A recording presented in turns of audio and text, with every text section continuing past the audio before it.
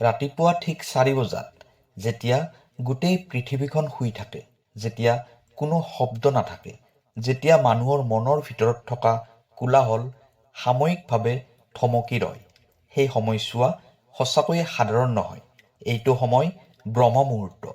এই সময়ত আকাশ আৰু পৃথিৱীৰ মাজত থকা সূক্ষ্ম শক্তিসমূহ সৰ্বাধিক সক্ৰিয় হৈ উঠে। আপুনি হয়তো এতিয়ালৈকে লক্ষ্য কৰা নাই, কিন্তু আপোনাৰ জীৱনৰ বহু সমস্যাৰ সমাধান লুকাই আছে এই সময়ৰ ভিতৰতে। কেতিয়াবা ভাবিছেনে কিয় কিছুমান মানুহে হঠাতে জীৱনত সফলতা লাভ কৰে? কিয় কিছুমান মানুহৰ কাম সহজে আগবাঢ়ে? কিয় কিছুমান মানুহৰ মুখত সদায় শান্তি দেখা যায়?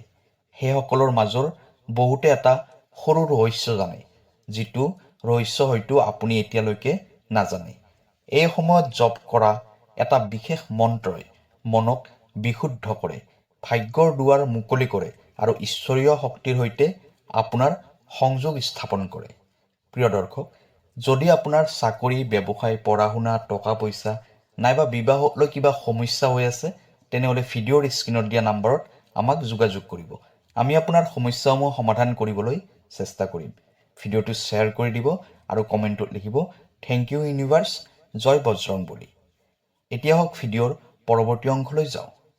ভাবকচোন, যদি মাত্ৰ 7 দিনৰ ভিতৰত আপোনাৰ ৰৈ থকা কামবোৰ আগবাঢ়িবলৈ আৰম্ভ কৰে, ধন প্ৰাপ্তিৰ পথ মুকলি হয়, মনটোৱে শান্তি অনুভৱ কৰে আৰু আপোনাৰ বহুদিনীয়া ইচ্ছাবোৰ পূৰ্ণ হ'বলৈ ধৰে, তেনেহ'লে আপুনি এই সুযোগটো ল'বনে নল'ব?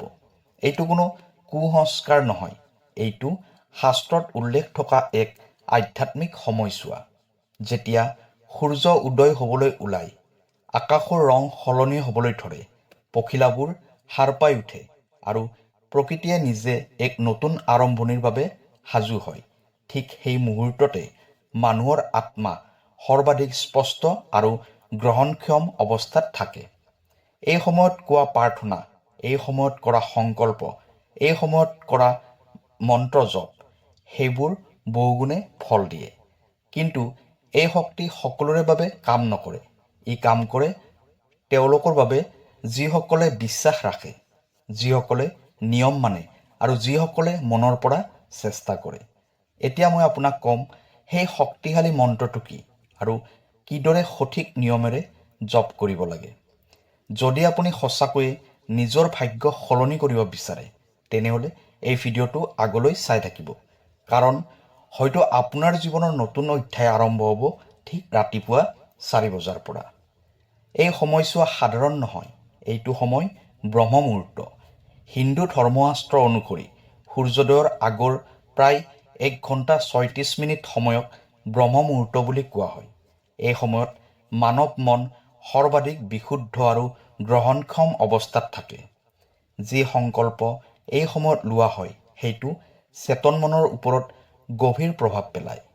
এই সময়ত বায়ু বিশুদ্ধ হয়, শব্দ কম থাকে, মন শান্ত হয় আৰু প্ৰকৃতি শক্তিশালী হয়। প্ৰকৃতি নিজেই যেন আপোনাক কৈছে, এইটো সময় নিজৰ আত্মাৰ সৈতে সংযোগ স্থাপন কৰাৰ সময়। এই সময়ত কোৱা প্ৰতিটো শব্দ, কৰা প্ৰতিটো প্ৰাৰ্থনা, লোৱা প্ৰতিটো সংকল্প সহজতে মহাজগতৰ শক্তিৰ সৈতে যুক্ত হৈ যায়। এতিয়া মই ক'বলৈ ওলাইছোঁ সেই শক্তিশালী মন্ত্ৰটো। মন্ত্ৰটো হ'ল ওম নমঃ শিৱায়। এইটো কেৱল এটা শব্দ নহয়, এইটো এক শক্তি, এইটো এক কম্পন, এইটো এক ঈশ্বৰীয় সংযোগ। এই মন্ত্ৰটো হৈছে ভগৱান শিৱৰ পঞ্চাক্ষৰী মহামন্ত্ৰ। ওম মানে হ'ল সৃষ্টিৰ আদি শব্দ, নম নম্ৰতা আৰু আত্মসমৰ্পণ, শিৱায় শিৱতত্বৰ সৈতে একাত্মতা। যেতিয়া আপুনি এই মন্ত্ৰ জপ কৰে, আপুনি নিজৰ ভিতৰৰ নিগেটিভ এনাৰ্জিক ধ্বংস কৰি পজিটিভ এনাৰ্জিক জাগ্ৰত কৰে। কিন্তু মনত ৰাখিব, সঠিক নিয়ম অবিহনে ফল সম্পূৰ্ণ নাহে। এইদৰে কৰিব, ৰাতিপুৱা ঠিক 3:50 পৰা 3:55 ভিতৰত আপুনি শুই উঠিব। মুখ হাত ধুই পৰিষ্কাৰ হৈ ল'ব। সম্ভৱ হ'লে স্নান কৰিব। পূব দিশলৈ মুখ কৰি শান্ত স্থানত বহিব। এগছি চাকি আৰু ধূপ জ্বলাই ল'ব। 108 বাৰ ওম নমঃ শিৱায় মন্ত্ৰটো জপ কৰিব। জপ কৰাৰ সময়ত নিজৰ ইচ্ছাটো স্পষ্টকৈ মনত কল্পনা কৰিব। ভাবিব যেন সেইটো ইতিমধ্যে পূৰ্ণ হৈছে, অৰ্থাৎ কথাখিনি প্ৰেজেণ্ট টেন্সত কল্পনা কৰিব।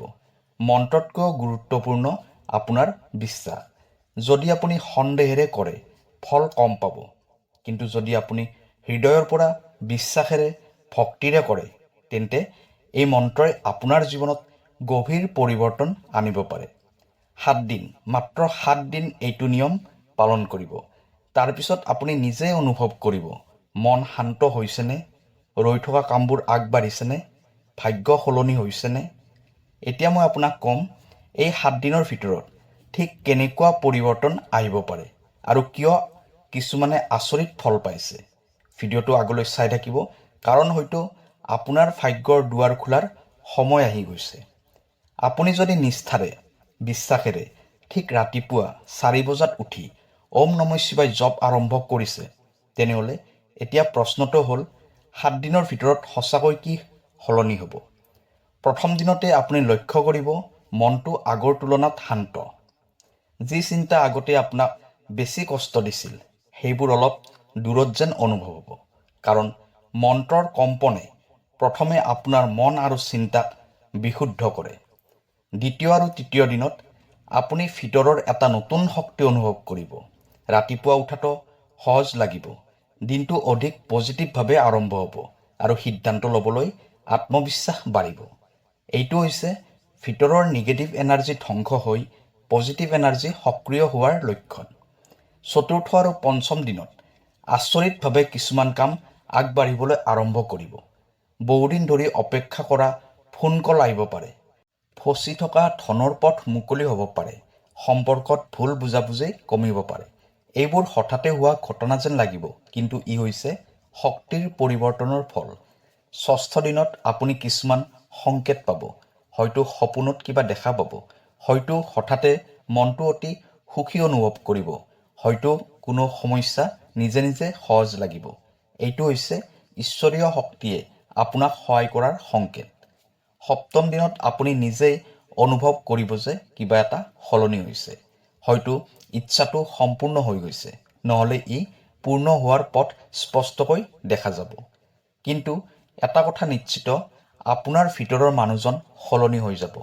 মনত ৰাখিব, এইটো কোনো যাদু মন্ত্ৰ নহয়, এইটো কোনো তন্ত্ৰ মন্ত্ৰৰ খেল নহয়।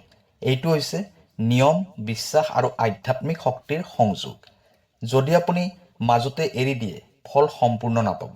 কিন্তু যদি 7 দিন সম্পূৰ্ণ কৰে, আপুনি নিজেই প্ৰমাণ পাব।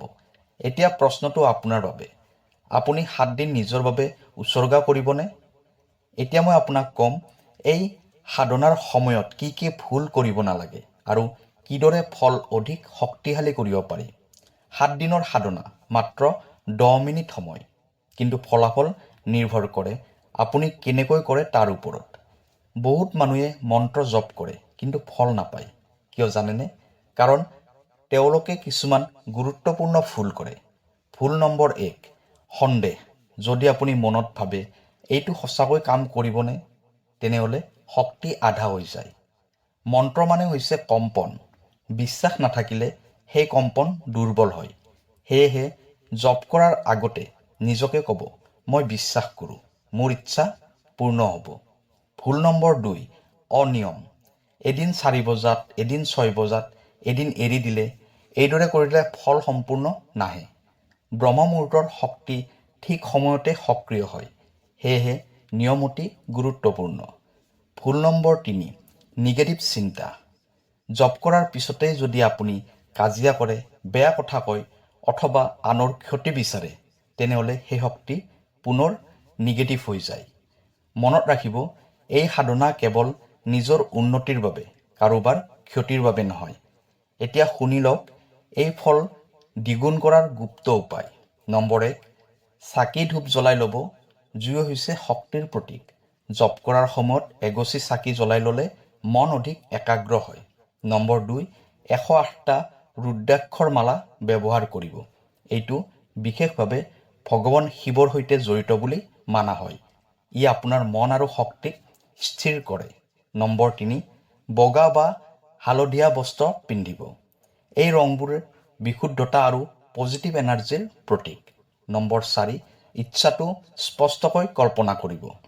জপ কৰাৰ সময়ত নিজৰ ইচ্ছাটো ইতিমধ্যে পূৰ্ণ হোৱা অৱস্থাত কল্পনা কৰিব। যেনে যদি ধন টকা পইচা বিচাৰে তেনেহ'লে নিজকে সফল বুলি ভাবিব। যদি শান্তি বিচাৰে তেনেহ'লে নিজকে সুখী অনুভৱ কৰিব। মনে যিটো বিশ্বাস কৰে শক্তিয়ে তাকেই অনুসৰণ কৰে।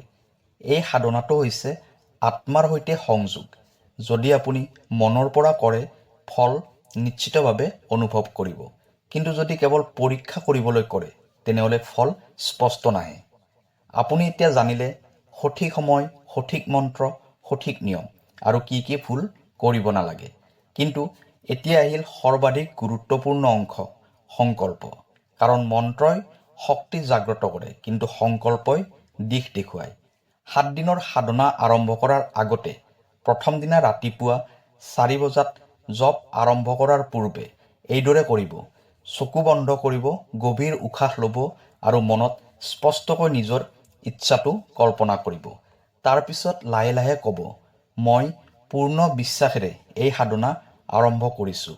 মোৰ ইচ্ছা ঈশ্বৰীয় শক্তিৰ কৃপাৰে পূৰ্ণ হ'ব।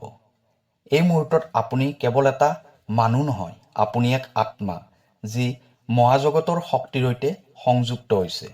যেতিয়া আপুনি ওম নমঃ শিৱায় জপ কৰে আপুনি নিজৰ ভিতৰৰ অন্ধকাৰক পোহৰলৈ ৰূপান্তৰ কৰে। এই মন্ত্ৰ হৈছে ভগৱান শিৱৰ আশীৰ্বাদ লাভ কৰাৰ এক সৰল পথ বুলি মানা হয়।